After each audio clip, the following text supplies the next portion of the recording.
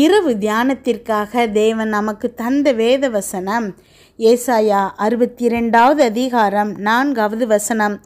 கர்த்தர் உன்மேல் பிரியமாயிருக்கிறார், உன் தேசம் வாழ்க்கைப்படும். கிறிஸ்துவுக்குள் பிரியமானவர்களே, இன்றைக்கு நம்மள நிறைய பேருடைய வருத்தம் என்ன அப்படின்னா, என்னை நேசிக்க யாருமே இல்லை அப்படிங்கிறது தான். இயேசு கிறிஸ்துவை அறிந்தும் இந்த புலம்பலை நிறைய பேர் வாயிலிருந்து நம்ம கேட்குறோம். வேதத்தின்படி கர்த்தர் நம்மேல் பிரியமாக இருக்கிறார். ஆமாம், இந்த உலகத்தில் நாம் பார்க்கும் மனிதர்களின் நேசம் ஒரு நாள் மறைஞ்சிரும். அது பெற்றவர்களாக இருக்கலாம், கணவன் மனைவியாக இருக்கலாம், பிள்ளைகளாக இருக்கலாம். எல்லார்கிட்டையும் ஒரு எதிர்பார்ப்போடு தான் உங்கள் மேலே ஒரு நேசம் இருக்கும். அது ஒரு நாள் கொஞ்சம் கொஞ்சமாக குறைந்து போயிடும். 60 வயசு 70 வயசு ஆனவங்களுடைய பெற்றோர்களை பார்த்தோன்னா இப்போ அவங்க மறைந்து போயிருப்பாங்க. ஆனால் கடைசி வரைக்கும் உங்களை உண்மையாய் நேசிக்க ஒரே ஒருத்தர் தான் இருக்கிறாரு. ஒரு மணவாட்டி எப்படி தன்னுடைய மணவாளனுடைய கரத்தை ஆதரவாக பிடிக்கிறாளோ, அந்த கரம் அவளுக்கு எவ்வளவு ஆதரவாக இருக்குமோ, எவ்வளவு துணையாக இருக்குமோ, அப்படி தான் தேவன் உங்களுக்கு துணையாக இருப்பார். அவர் உங்கள் மேலே பிரியமாக இருக்கிறாரு. உங்களுடைய தேசம் வாழ்க்கப்படும். ஜெபிப்போமா? எங்கள் அன்பின் பரலோக தகப்பனே, இன்று முழுவதும் என்னையும் என் குடும்பத்தில் இருக்கிற ஒவ்வொருவரையும் பாதுகாத்தீங்கப்பா. உண்மை நன்றியோடு துதிக்கிறோம், ஸ்தோத்திரிக்கிறோம். இந்த இரவு வேளையில் எங்களுக்காக நீங்கள் தந்த வசனங்களுக்கு நன்றி ஏசப்பா. எங்களோடு பேசியிருக்கீங்கப்பா, ஒவ்வொரு வார்த்தைக்காக நன்றிப்பா. இன்றைக்கு அப்பா என்னோடு ஜெபிச்சிட்ருக்கிற ஒவ்வொரு பிள்ளைகளையும் உங்கள் கரத்தில் கொடுக்குறேன்ப்பா. அவங்க இருதயத்தின் வாஞ்சைகளை நீங்கள் அறிவிங்கப்பா. இப்போ இருக்கிற சூழ்நிலைகளை நீங்கள் அறிவிங்க ஏசப்பா. இருதயத்தில் ஒரு சமாதானம் இல்லாமல், எதை குறித்தும் ஒரு பயத்தோடு கலக்கத்தோடு, எல்லார்கிட்டையும் ஒரு சமாதானமாக பேச முடியாமல் அப்பா, இருதயம் முழுவதும் சஞ்சலத்தோடும் தவிப்போடும் இப்போ என்னோடு ஜெபிச்சிட்ருக்குறாங்கப்பா. அவங்க இருதயத்தின் ஆழங்களை நீங்கள் அறிவிங்கப்பா, அந்தரங்கத்தை அறிவிங்கப்பா. என்ன காரணத்தினால அவங்களுக்குள்ள இப்படி ஒரு ஃபீலிங் இருக்குது? அவங்க எரிச்சலுக்கும் அவங்களுடைய சமாதானம் இன்மைக்கும் 1008 காரணங்களை கற்பிக்கலாம். ஆனால் உண்மையிலேயே அவங்களுடைய இந்த நிலைமைக்கு என்ன காரணங்கிறத நீங்கள் அறிவிங்கப்பா. அதை சரி செய்யுங்க ஏசப்பா. என்னோடு ஜெபிச்சிட்ருக்கிற ஒவ்வொரு பிள்ளைகளுக்கும் அப்பா நீங்கள் கிருபையும் தயவும் பாராட்டுகிறமைக்காய் நன்றி ஏசப்பா. இந்த பிள்ளைகளுக்கு அப்பா உண்மை விட்டால் யாருமே இல்லை ஏசப்பா. அமேன். உண்மை நம்பி வந்திருக்கிற இந்த பிள்ளைகளுக்கு அப்பா இன்றைக்கு நீங்கள் அப்பா ஆறுதலால் நிரப்ப போகிறமைக்காய் உமக்கு நன்றி செலுத்துகிறேன் அப்பா. ஸ்தோத்திரம் அப்பா. நன்றி ஆண்டவரே. கமெண்டில் ஜெபிக்க சொல்லியிருக்கிற ஒவ்வொரு பிள்ளைகளுக்காக ஜெபிக்கிறோம் ஏசப்பா. எல்லா பிள்ளைகளுடைய ரிக்வெஸ்ட் மெசேஜும் நன்றி சொல்லுகிற மெசேஜாய் மாறணும் ஏசப்பா. நாங்கள் எல்லாரும் ஒருமனப்பட்டு இப்பொழுது ஜெபிக்கிறோம் ஏசப்பா. ஒவ்வொருத்தருக்கும் அப்பா நீங்கள் நன்மை செய்பவராக இருக்கிறமைக்காக உமக்கு நன்றி செலுத்துகிறேன் அப்பா. இன்றைய வார்த்தை ஒவ்வொரு பிள்ளைகளின் இருதயத்திலையும் எழுதப்படுகிறமைக்காக உமக்கு நன்றி செலுத்துகிறேன் அப்பா. யாருமே இல்லை அப்படின்னு நினச்சி குடும்பத்தில் எல்லாரும் என்னை ஒதுக்குறாங்க, அதனால் புலம்பி வாழ்க்கையில் நிம்மதி இல்லாத பிள்ளைகளுக்கு அப்பா நீங்கள் வார்த்தைகளை அனுப்புகிறீங்க ஏசப்பா. கர்த்தர் உன்மேல் பிரியமாக இருக்கிறார். ஆமேன். அப்பா, உங்களுடைய தேசம் வாழ்க்கப்படுவதற்கு கர்த்தர் உங்கள் மேலே பிரியமாக இருக்கணும்.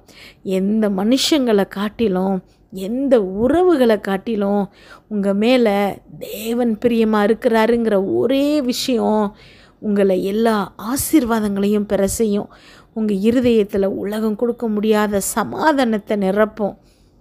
இன்றைக்கு கூட நீங்கள் இருதயம் முழுவதும் கவலையோடு புலம்பிக்கிட்டு தான் என்னோடு ஜெபிச்சிட்ருக்கிறீங்க. நம்ம வாழ்க்கையில் நம்மளை ரொம்பவும் சந்தோஷப்படுத்துகிற விஷயம் என்ன அப்படின்னா, யாராவது நம்மளை அன்பு செய்கிறோம் அப்படிங்கிறது தான். சின்ன பிள்ளைங்களை கொஞ்சம் போதெல்லாம் அடிக்கடி நாம் சொல்லுகிற வார்த்தை அவங்கள ரொம்ப அன்பு செய்கிறீங்க அப்படிங்கிறது. அதே மாதிரி அந்த குழந்தைங்கக்கிட்ட உனக்கு யாரை பிடிக்கும் அப்படின்னு கேட்டு அவங்க நம்மளை பிடிக்கும்னு சொல்லும்போது நமக்கு அவ்வளோ சந்தோஷம் வரும். ஆனால் தேவன் இன்றைக்கு உங்களை பார்த்து சொல்லுகிறாரு, என்னோடு ஜெபிச்சிட்ருக்கிற உங்கள் ஒவ்வொருத்தரை பார்த்து தேவன் சொல்லுகிறாரு, நான் உன்மேல் பிரியமாயிருக்கிறேன். அம்மேன். எவ்வளவு பெரிய வார்த்தை! தேவன் உங்கள் மேலே பிரியமாக இருக்கிறாரு அப்படின்னா அவர் உங்களுக்காக என்னவெல்லாம் செய்வார். சாதாரணமாக உலகத்தில் ஒரு பையன் ஒரு பெண்ணு மேலே பிரியமாக இருக்கிறேன் அப்படின்னா இரத்தத்தால் லெட்டர் எழுதுகிறான், என்னவெல்லாமோ gift கொடுக்குறான், எவ்வளவோ காரியங்களை அந்த பெண்ணுக்காக செய்கிறான். ஆனால் இதெல்லாம் சாதாரணமான ஒரு இன்ஃபேக்சுரேஷன் தான். ஆனால் உண்மையான அன்பாக இருக்கவே முடியாது. ஏதோ ஒரு காலகட்டத்தில் இந்த அன்பு அதை விட பெரிய வெறுப்பாக மாறுறதுக்கு நிறைய சான்ஸ் இருக்குது. ஏதோ ஒரு கட்டத்தில் கண்டிப்பாக அந்த வெறுப்பை அவங்க வெளிப்படுத்துவாங்க. ஆனால் தேவன் அப்படி இல்லை. உங்களுடைய கிரியைகள்னாலேயோ இல்லை நீங்கள் என்ன செய்கிறீங்கிறத வச்சோ அவர் உங்கள் மேலே பிரியமாக இல்லை. அவர் உங்கள் மேலே பிரியமாக இருக்கிறாரு, அவ்வளவுதான். அதனால் அவர் எல்லா காரியங்களையும் உங்களுக்கு செய்கிறாரு. தன்னுடைய ஜீவனை கொடுத்தாரு, அவருடைய இரத்தத்தை சிந்தினார். இந்த உலகத்தில் உள்ளவங்க எல்லாம் அவங்கக்கிட்ட பேசுகிறத அவங்க செய்கிறதெல்லாம் பெருசாக நினைக்கிற நமக்காக ஜீவனை தந்து நமக்காக இரத்தம் முழுவதையும் சிந்திய இயேசு கிறிஸ்துவை எப்படி நினச்சி வச்சுருக்குறோம். அவர் உங்கள் மேலே பிரியமாக இருக்கிறேன்னு சொல்லும்போது இந்த உலகமே கொள்ள முடியாத அளவு உங்களுக்குள்ள சந்தோஷம் வந்துச்சுன்னா நீங்கள் தேவனை சரியான இடத்துல வைத்திருக்கீங்கன்னு அர்த்தம்.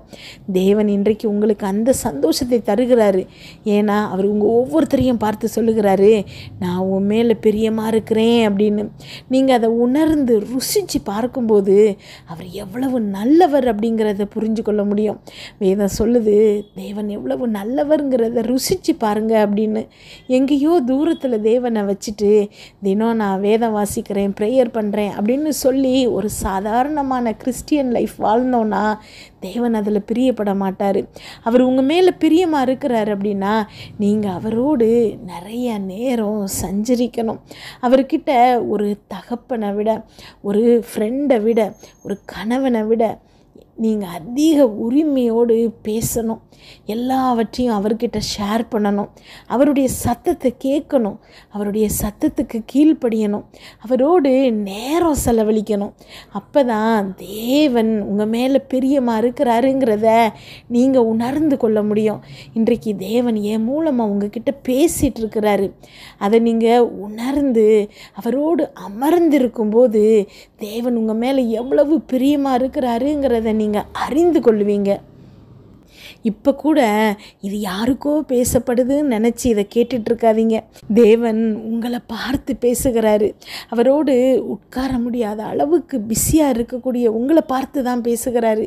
என் பிள்ளை என் பக்கத்தில் வந்து அமர்ந்திருக்காதா, என்னோடு பேசாதான்னு சொல்லிட்டு ஏக்கத்தோடு இன்றைக்கு என் மூலமாக பேசுகிறாரு.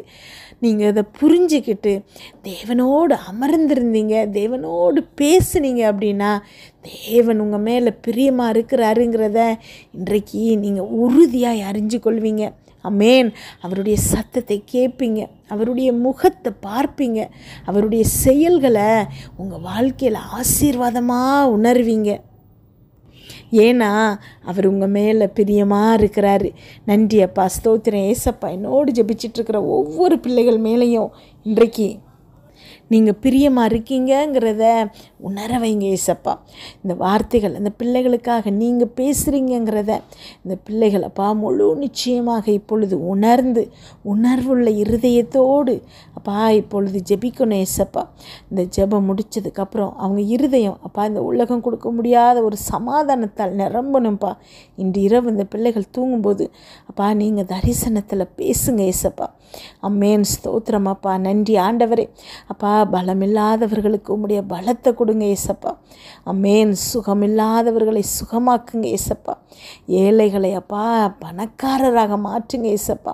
தேவைகள் சந்திக்கப்படட்டும்ப்பா. இன்று இரவு அப்பா ஸ்தோத்திரம் ஏசப்பா. இந்த பிள்ளைகளுக்கு அப்பா ஒரு நன்மையான இரவாக மாறணும்ப்பா. அம்மேன். வீட்டை சுற்றும் இரத்தத்தை தெளிக்கிறோம். அதிலிருந்து புறப்படுகிற வல்லமை எல்லா தீங்கு பொல்லாப்பு பொறாமை எரிச்சல் கெட்ட ஆவிகள் பில்லி சூனியம் மந்திரம் செய்வனை பாவம் சாப நோய் விபத்து எல்லாவற்றிலிருந்து விலக்கி பாதுகாப்பதாக. நாளை காலை எழுந்திருக்கும் போது புதிய கிருபையால் தாங்குங்கப்பா. இதை கேட்டுக்கொண்டிருக்கும் ஒவ்வொரு பிள்ளைகளின் இருதயத்தையும் உடைய கிருபையினாலும் சமாதானத்தினாலும் பலப்படுத்துங்க. இயேசு கிறிஸ்துவின் மூலம் ஜெபம் கேளும் நல்ல பிதாவே. ஆமென்.